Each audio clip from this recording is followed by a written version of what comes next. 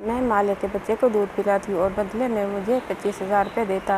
ایک دن کمرے میں آیا اور کہا، آپ مجھے پینے دیں تو میں آپ کو 1,00,000 روپے دے دوں گا۔ یہ سن کر میں نے فوراً لائٹ آف کر دی اور پھر رات پوری جوش سے پیتا۔ میرے شوہر کی تنخواہ بہت زیادہ نہیں تھی، بڑی مشکل سے گھر کا خرچہ ہو پاتا تھا، پھر اس پر میرا چھوٹا سا ایک بچہ جسے چھوڑ کر گھر کے کام کاج کے لیے نہیں جا سکتی تھی، نہ ہی کہیں نوکری کر سکتی تھی۔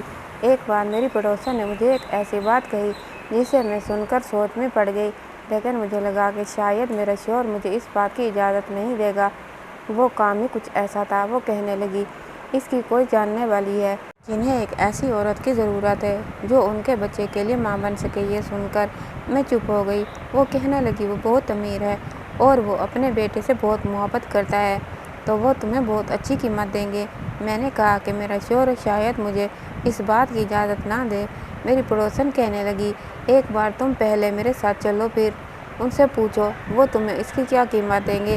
اگر پیسے بہت زیادہ ہوئے تو ظاہر سی بات ہے تمہارا شوہر انکار نہیں کر سکے گا، کیونکہ تمہیں پیسوں کی ضرورت ہے۔ پھر وہ تمہیں اچھی خوراک بھی دیں گے اور پھر تمہارے بچے کو بھی اس چیز کا زیادہ فائدہ ہوگا۔ یہ سوچ کر میں چپ سی ہو گئی۔ ظاہر سی بات ہے میرے شوہر کی بہت کم تنخواہ تھی، ہمارا اس میں گزارا نہیں ہو پاتا تھا، نہ ہی میں اچھا کھانا کھا سکتی تھی۔ میرا بچہ بہت کمزور تھا اور اولاد کی خاطر میں یہ قدم اٹھانے کے لیے تیار تھی۔ حالانکہ کسی دوسرے بچے کو گود میں بھرنا اور اپنے ہی بچے کے ساتھ اسے شامل کرنا آسان تو نہیں ہوتا، لیکن اپنے بچے کی خاطر میں یہ سب کرنے کے لیے تیار تھی۔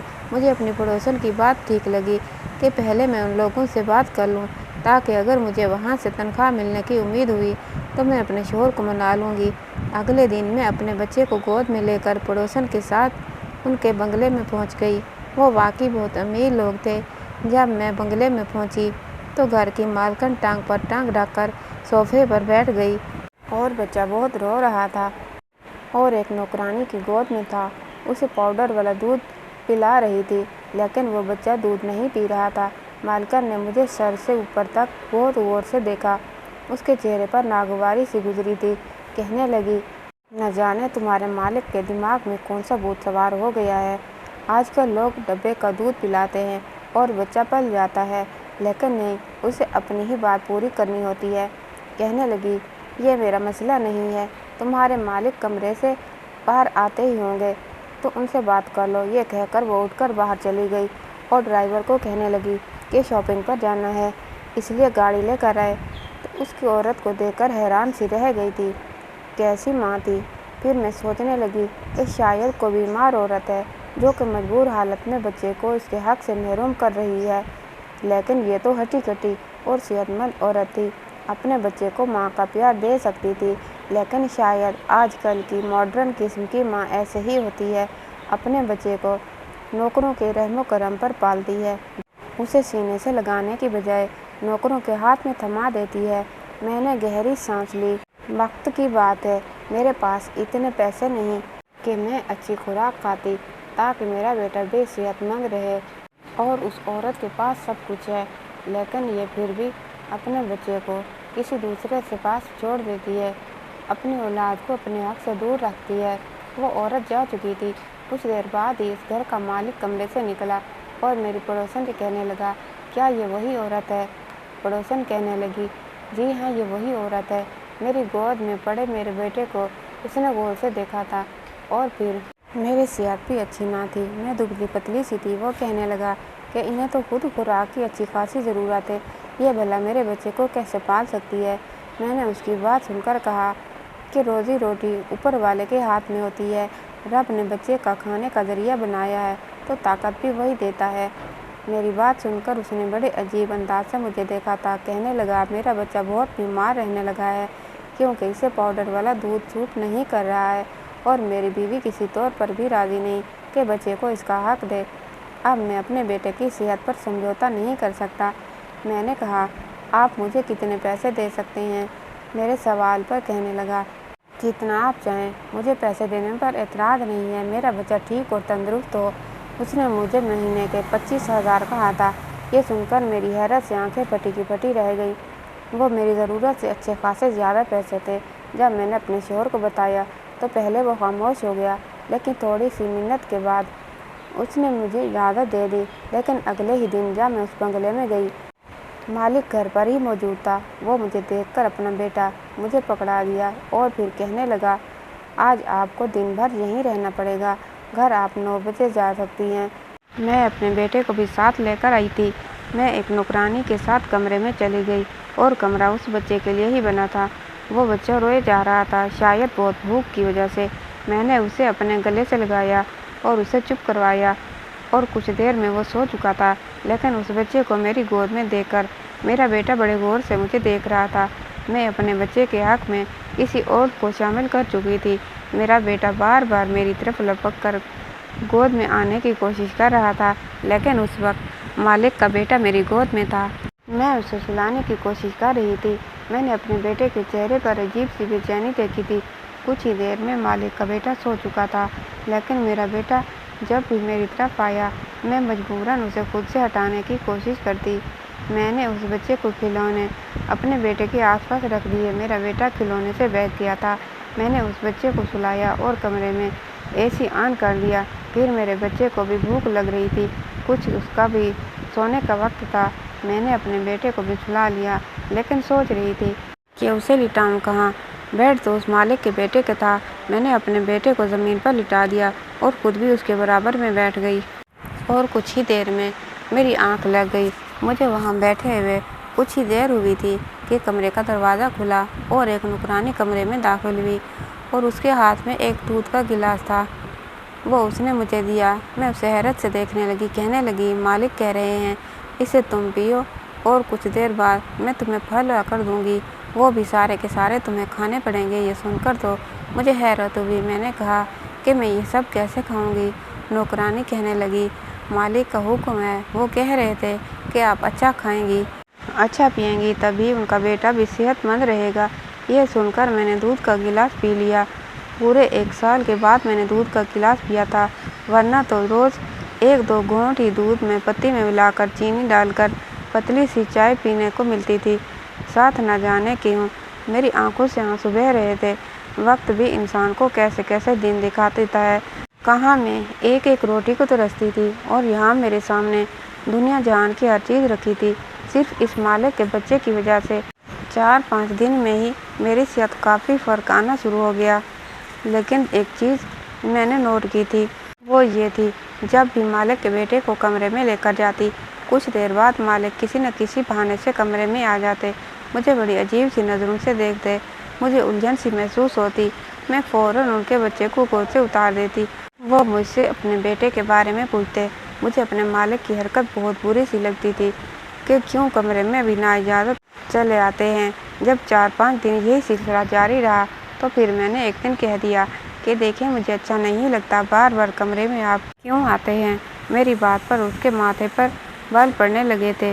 سچی بات بتاؤں آپ کو؟ میں نے کہا، جی بتائیں۔ وہ کہنے لگا، دیکھو، میں آپ کو جو کھانے پینے میں اتنی چیزیں پیش کرتا ہوں، صرف اس لیے کرتا ہوں تاکہ میرا بچہ اچھی صحت کا ہو جائے۔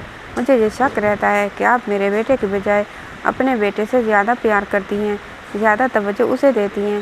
میں اگر پیسہ خرچ کر رہا ہوں تو اپنے اولاد کے لیے کر رہا ہوں۔ یہ سن کر میرا دماغ گھوم گیا۔ کیا سمجھتا تھا کہ میں بیمار ہوں؟ میں اپنے بچے کو صحت مند کروں گی اور اس کے بیٹے کو بھوکا رکھوں گی؟ میں نے کہا، صاحب، میں غریب ضرور ہوں، لیکن میں بے غیرت نہیں ہوں۔ مجھے نمک کی وفا کرنی آتی ہے، اچھے سے آتی ہے۔ اگر آپ کو ایسا لگتا ہے تو ٹھیک ہے، آپ کسی اور کو رکھ لیں۔ یہ کہنے کے بعد میں نے اپنا بچہ گود میں اٹھایا اور باہر جانے لگی۔ وہ مجھے پیچھے سے پکارتا رہ گیا، لیکن میں 1 منٹ بھی وہاں نہ رکی اور اپنے گھر آ گئی۔ غریب ضرور تھی، لیکن بے غیرت ہرگز نہیں تھی۔ اتنی باتیں سننے کے بعد بھلا میں کیوں وہاں پر رک جاتی؟ اپنے بچے کا حق اس کو پینے دیتی، اس کا خیال بھی رکھ رہی تھی۔ جب میں وہاں ہوتی اس کے بچے کو سنبھالتی اور اپنے بچے کو اس کے کھلونے سے بہلاتی رہتی، حالانکہ میرے بیٹے کا حق تھا کہ میں اسے دھیان دیتی۔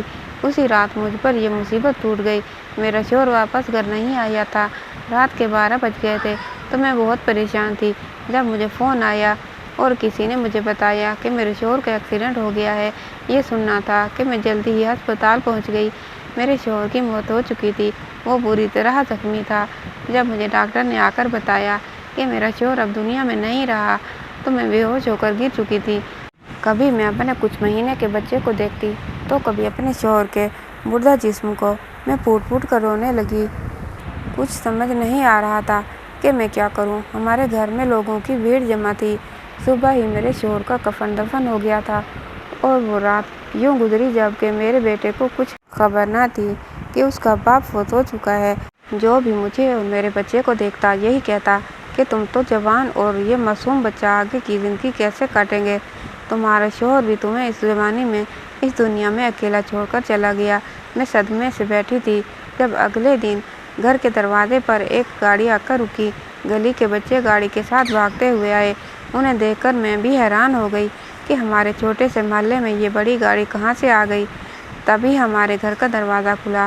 مالک کو دیکھنے لگی جبکہ مالک سب کو نظر انداز کرتے ہوئے میرے پاس آیا۔ حالت سے انہیں اندازہ ہو چکا تھا کہ انہیں یہ خبر ملی ہے کہ میرے شوہر کی کل رات کو ہی موت ہو چکی ہے۔ مجھ سے ہمدردی جتانے لگے۔ میں پھوٹ پھوٹ کر رونے لگی۔ پھر مجھے کہنے لگے میں تمہیں یہ بتانے آیا ہوں کہ میرا بچہ کل رات سے بہت زیادہ رو رہا ہے۔ اسے تمہاری گود کی ایسی عادت ہو چکی ہے کہ یہی کہنا تھا کہ تم واپس آ جاؤ۔ میں اپنی غلطی پر شرمندہ ہوں۔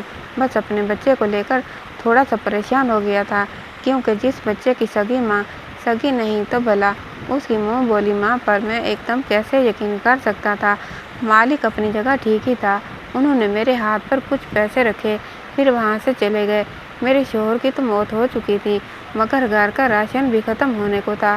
وہیں مجھے کئی بار نوکرانی کو فون آ چکا تھا کہ مالک کا بیٹا بڑا ہی بیمار ہے، صرف میری ہی گود میں اسے سکون ملتا ہے۔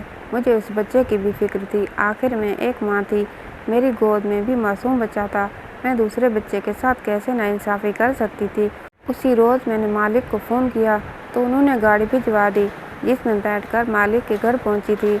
میری حالت کافی خراب تھی مگر اس کے باوجود میں نے جیسے ہی مالک کے بچے کو اٹھایا تو وہ فوراً خاموش ہو گیا اور میرے ساتھ کھیلنے لگا۔ اسے تو جیسے ہی میری عادت سی ہو چکی تھی۔ وہ ہر وقت میرے پاس ہی رہتا تھا۔ یہ دیکھ کر مالک بہت خوش ہوئے۔ پھر ایک دن میرے پاس آ کر کہنے لگے تم ٹھیک سمجھو تو یہیں رہ لو، میں تمہارے لیے کوارٹر خالی کروا دوں گا۔ ویسے بھی تمہارا دنیا میں کوئی نہیں رہا تو بہتر ہے کہ اکیلے رہنے سے یہیں رہ لیا کرو۔ ان کی بات تو مجھے بری نہیں لگی تھی۔ اب تو مالک کا رویہ میرے بیٹے کے ساتھ ٹھیک رہنے لگا تھا۔ اس کا بھی بہت خیال رکھتے تھے۔ جو بھی چیز اپنے بیٹے کے لیے لیتے وہی میرے بیٹے کے لیے بھی لے کے آتے تھے، جبکہ مالکن کا تو کچھ پتہ ہی نہیں تھا۔ وہ کب گھر آ رہی تھی کب جا رہی تھی مالک کو بھی کچھ خبر نہ ہوتی۔ ہر وقت ان کی شاپنگ اور دوستوں کے ساتھ پارٹی ہی ہوتی تھی۔ کئی بار تو دوسرے ممالک اکیلے اپنے دوستوں کے ساتھ ملنے کے لیے جا چکی تھی۔ انہیں اس بات کی ذرا بھی پرواہ نہ تھی کہ ان کا بچہ کس حال میں ہے۔ میں اپنے شوہر کو یاد کر کے کافی اداس رہنے لگی تھی۔ میرا بیٹا بھی اپنے باپ کو یاد کر کے روتا رہتا۔ ایک دن مالک کے بیٹے کی طبیعت خراب ہو گئی۔ میں جانے لگی تو مالک بولے آج تم یہیں رک جاؤ، میرے بیٹے کے کمرے میں ہی سو جانا۔